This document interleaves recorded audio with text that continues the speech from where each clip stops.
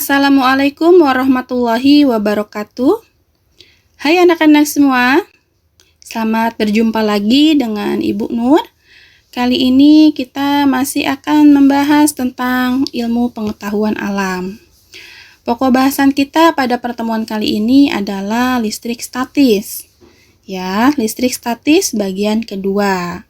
Sebelumnya kita sudah membahas listrik statis bagian yang pertama. Nah, listrik statis bagian kedua ini apa saja yang akan kita pelajari? Materi yang akan dipelajari pada listrik statis bagian kedua ini ada 5 submateri. Yang pertama, gaya elektrostatis. Yang kedua, medan listrik. Yang ketiga, potensial listrik. Yang keempat, kelistrikan atmosfer. Dan yang terakhir, kelistrikan pada sistem saraf. Langsung saja kita mulai materi kita yang pertama, gaya elektrostatis. Gaya elektrostatis dikenal juga dengan hukum Coulomb, yang bunyinya, besar gaya listrik atau gaya tolak dua benda bermuatan listrik sebanding dengan besar muatan masing-masing benda dan berbanding terbalik dengan kuadrat jarak dua benda tersebut. Ya, jika dituangkan dalam rumus, perhatikan F sama dengan K dikali Q1 dikali Q2 dibagi R kuadrat. Dengan F adalah gaya elektrostatis. Ya, bisa gaya tolak ataupun gaya tarik ya, tergantung muatan kedua benda.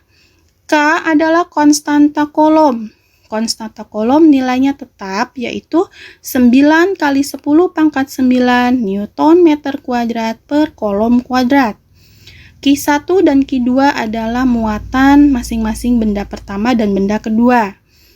R adalah jarak antara kedua benda bermuatan. Ya, baik, langsung saja perhatikan contoh soal berikut ini. Penggunaan rumus hukum Coulomb dalam kehidupan sehari-hari. Dua benda masing-masing bermuatan listrik sebesar positif 6 kali 10 pangkat min 9 Coulomb dan positif 8 kali 10 pangkat min 9 Coulomb. Keduanya dipisahkan pada jarak 4 cm.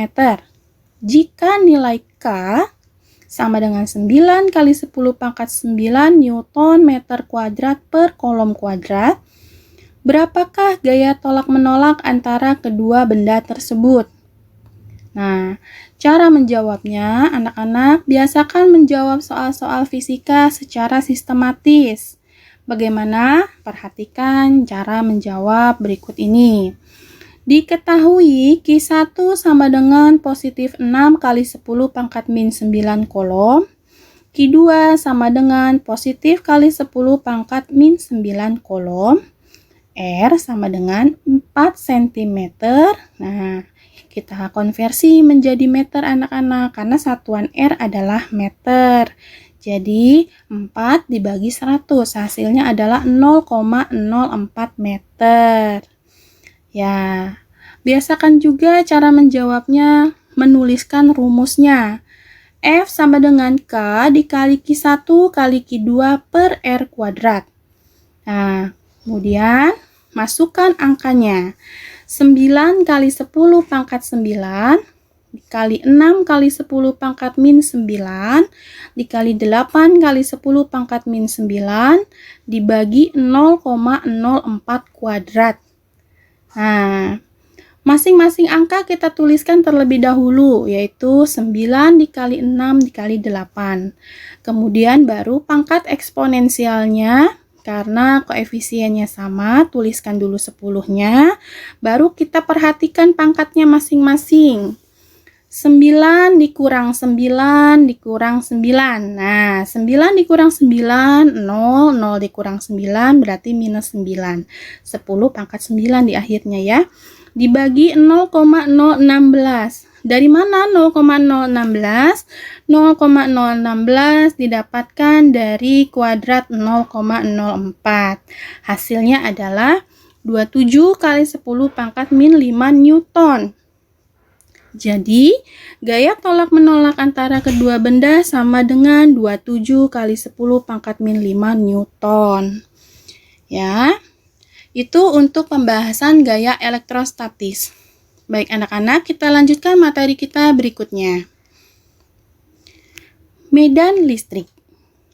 Medan listrik adalah ruang yang menyebabkan benda bermuatan listrik dapat membuat benda lain jadi bermuatan listrik, sehingga terjadi gaya elektrostatis antara kedua benda bermuatan tersebut. Jika dituangkan dalam rumus, perhatikan E sama dengan F dibagi Q, atau E sama dengan K dikali Q per R kuadrat. Nah, kedua rumus ini penggunaannya nanti disesuaikan dengan komponen yang ada dalam soal. Nah, dengan E adalah kuat medan listrik, satuannya Newton per kolom. F adalah gaya tarik-menarik antar muatan, satuannya Newton. Q adalah muatan listrik, satuannya kolom. Dan K adalah konstanta kolom, 9 kali 10 pangkat 9 Newton meter kuadrat per kolom kuadrat. Baik, langsung saja kita lihat penggunaannya dalam kehidupan sehari-hari. Jika sebuah muatan uji positif 25 kali 10 pangkat 5 kolom diletakkan dalam sebuah medan listrik, apabila gaya yang bekerja pada muatan uji tersebut adalah 0,5 Newton, berapa besar medan listrik pada muatan uji tersebut? Perhatikan pembahasannya. Diketahui F-nya adalah 0,5 Newton. Q adalah positif 25 kali 10 pangkat 5 kolom. Yang ditanyakan adalah medan listrik. Nah, jawab E sama dengan F per Q. Nah, rumus ini sesuai dengan yang diketahui pada soal anak-anak komponennya. Ada F dan Q. Masukkan angkanya. E sama dengan 0,5 dibagi 25 kali 10 pangkat 5 kolom. Hasilnya E sama dengan 5 kali 10 pangkat 4 per 25, yaitu hasilnya 2000 Newton per kolom. Ya, saya kira cukup jelas untuk materi medan listrik. Baiklah, kita lanjutkan ke materi berikutnya, yaitu potensial listrik. Nah, potensial listrik ini merupakan efek yang timbul akibat gerakan muatan positif benda dari suatu titik ke titik lain untuk melawan medan listrik karena adanya energi potensial listrik yang dimiliki benda. Ya, intinya setiap benda memiliki energi potensial listrik. Ya, agar dia dapat mengalir, maka dia harus melawan medan listrik yang ada di sekitarnya.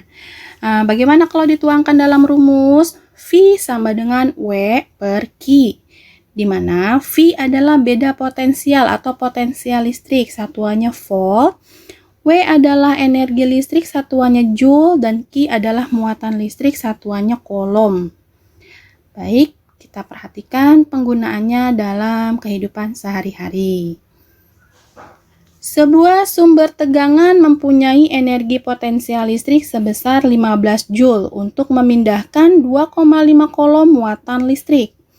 Berapa potensial listrik pada sumber tegangan tersebut? Penyelesaiannya diketahui Q-nya 2,5 kolom dan W-nya 15 Joule. Yang ditanya adalah potensial dari titik A ke B atau VAB. Jawab, VAB sama dengan W per Q. Ya, masukkan angkanya, 15 Joule dibagi 2,5 kolom, hasilnya adalah 6 volt. Ya, ini untuk penyelesaian pada soal-soal yang berkaitan dengan potensial listrik. Oke, baiklah kita lanjutkan materi berikutnya, yaitu kelistrikan atmosfer. Anak-anak, bicara kelistrikan atmosfer ini berkaitan dengan aktivitas ionik pada awan. Ya, jadi di awan terjadi gesekan-gesekan ion-ion yang ada di awan. Ini paling jelas dapat kalian amati peristiwa ini pada saat cuaca mendung. Ya, pada saat cuaca mendung terjadi gesekan-gesekan antara awan yang menimbulkan kilatan-kilatan yang disebut petir. Nah, Petir terjadi ketika awan-awan yang bermuatan berbeda saling mendekat. Nah, petir mengenai gedung ketika muatan induksi di puncak gedung itu terlalu besar. Penangkal dapat melindungi sebuah gedung dari kerusakan akibat tersambar petir, karena muatan dari awan mengalir ke tanah melalui penangkal petir. Nah, anak-anak, untuk lebih jelasnya cara kerja penangkal petir, perhatikan penjelasan berikut ini. Cara kerja penangkal petir. Nah, perhatikan, ini adalah penangkal petir yang dipasang di rumah-rumah. Ya, ketika rumah terinduksi oleh awan yang bermuatan, sehingga atap rumah menjadi bermuatan positif, maka muatan-muatan negatif awan mengalir dari awan ke bumi melewati penangkal petir. Karena penangkal petir terbuat dari bahan konduktor yang baik, maka ketika dilewati muatan listrik negatif dari awan, tidak menyebabkan kerusakan. Jadi, muatan negatif atau elektron dari awan nanti akan ditangkap oleh penangkal petir, anak-anak. Nah, kemudian akan dialirkan ke pusat bumi. Nah, bumi bereaksi menetralisir terjadinya gesekan. Ya, seperti itu. Nah, kita lanjutkan ke materi yang terakhir, anak-anak, yaitu kelistrikan pada sistem saraf. Nah, sistem kelistrikan pada makhluk hidup disebut biolistrik. Nah, kemampuan sel saraf dalam menghantarkan isyarat biolistrik sangat penting karena sistem saraf sangat berperan dalam mengendalikan aktivitas dan keserasian kerja antar sistem organ. Nah, bagaimana cara kerjanya? Anak-anak, ini berkaitan dengan materi yang sudah kita pelajari di kelas 8, yaitu sistem saraf atau sistem koordinasi. Ya.